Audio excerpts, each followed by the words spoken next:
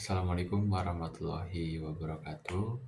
Sebelumnya perkenalkan saya Andreas Wijaksono dengan NIM 36014220062 dari Prodi Pendidikan IPS. Di sini saya akan menjawab beberapa pertanyaan UTS, literasi digital dan kemanusiaan. Di sini terdapat 3 soal mengenai Internet of Things, kemudian ada Big Data dan AI. Nah, pertanyaan pertama, jelaskan fungsi teknologi tersebut dan beserta contohnya di masa pembelajaran.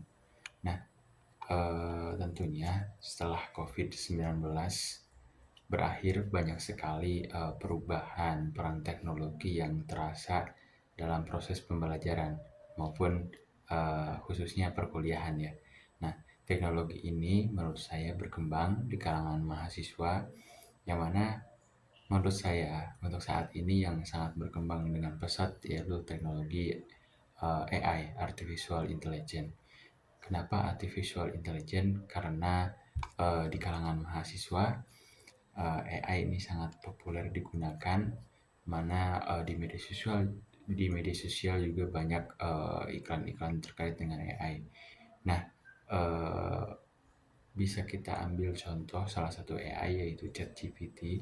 ChatGPT ini keluaran dari OpenAI, yang mana dia bisa menjawab segala pertanyaan, kemudian bisa membuat karya dan mampu menampilkan visualisasi sesuai dengan apa yang kita inginkan begitu. Nah, banyak sekali sebenarnya AI yang ada seperti Bard, namun sekarang sudah menjadi Gemini, itu keluaran dari Google, kemudian ada Flexpity dan Flexbox AI dan masih banyak lagi.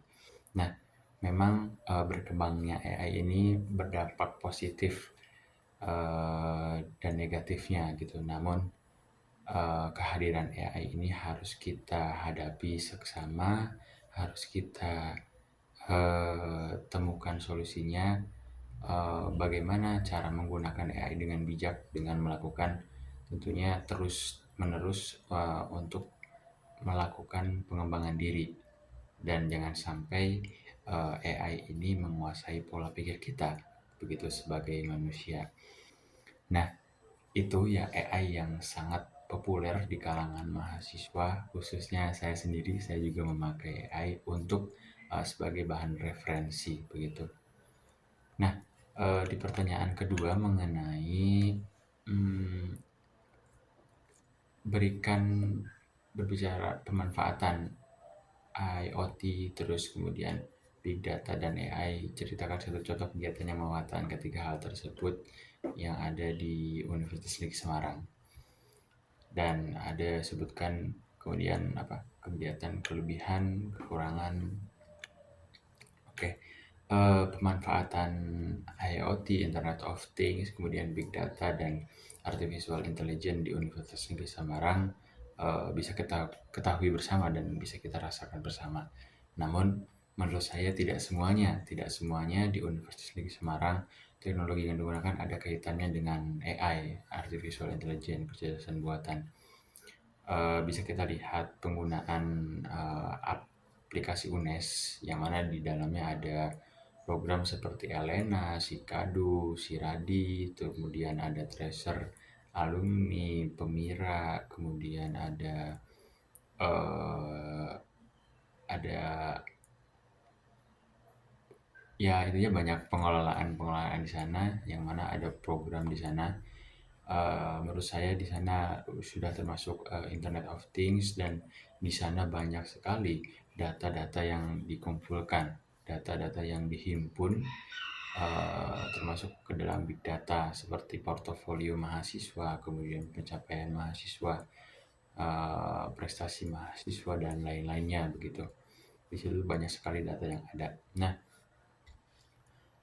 tetapi menurut saya di sana untuk penggunaan AI ini belum ada karena setahu saya untuk AI itu memang berdasarkan membantu kita ketika kita memberikan perintah gitu. Nah, di situ belum ada untuk AI-nya. Dan menurut saya untuk AI itu sendiri ya bisa dikatakan di Unesbot itu bisa menjadi salah satu contoh AI, simulasi AI gitu.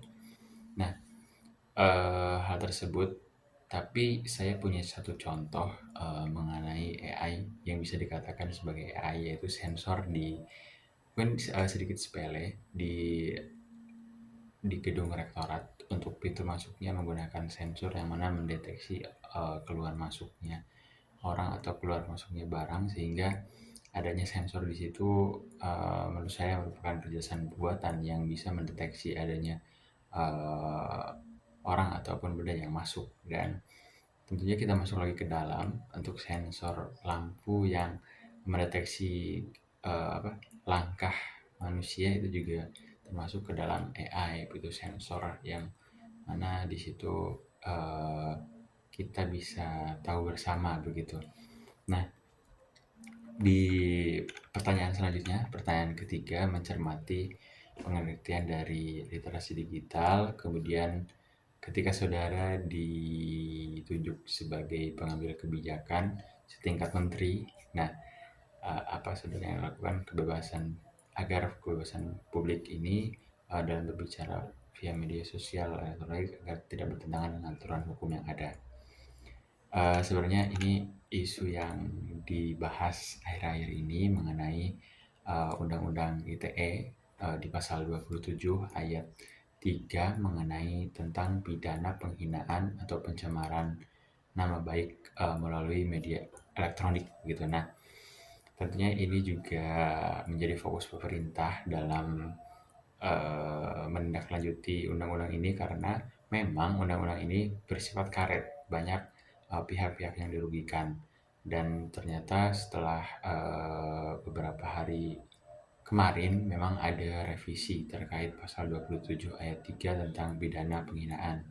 Nah, itu juga revisi tersebut juga, perlu adanya kontribusi dari penegak hukum untuk, berhati-hati dalam menentukan, pidana begitu. Nah, ketika saya ditunjuk sebagai menteri, tentunya ini berisi dengan, pengharapan yang mana menteri ini bisa, mengambil kebijakan, bisa membuat kebijakan untuk, kebebasan publik dalam berbicara di media sosial. Tentunya ini juga didasarkan kepada aturan hukum. Aturan hukum yang ada, kemudian kita cari celahnya begitu, cari celahnya mana yang belum diberikan kebijakan, yang mana belum ada aturan mengenai perkembangan teknologi saat ini. Menurut saya, ketika saya sebagai, eee, apa, sebagai pemangku kebijakan, saya akan mengadakan, undang-undang yang mengenai tadi untuk undang-undang ITE itu, eee, kenapa disebut, undang-undang karet, karena di situ bisa digunakan untuk kepentingan perseorang untuk membuka kritik gitu. Jadi bisa bisa disalahgunakan untuk anti kritik. Nah, oke, lanjut lanjut ketika saya menjadi menteri, saya akan melakukan kebijakan membuat undang-undang tentang penggunaan artificial intelligence, karena menurut saya penggunaan artificial intelligence ini, sedang masif digunakan oleh seluruh masyarakat, khususnya tenaga pendidikan, yang mana ini bisa menjadi, bumerang, bisa menjadi, positif untuk kita, tetapi bisa juga negatif untuk kita.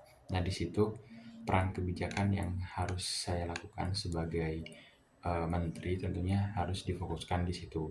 Kebijakan mengenai penggunaan AI yang mana harus kita sikapi bersama dalam pembuatan kebijakan ini. Perlu adanya, dasar hukum berdasarkan asas kemanusiaan begitu, sehingga tidak adanya bentrokan dalam pembuatan pasal ini begitu.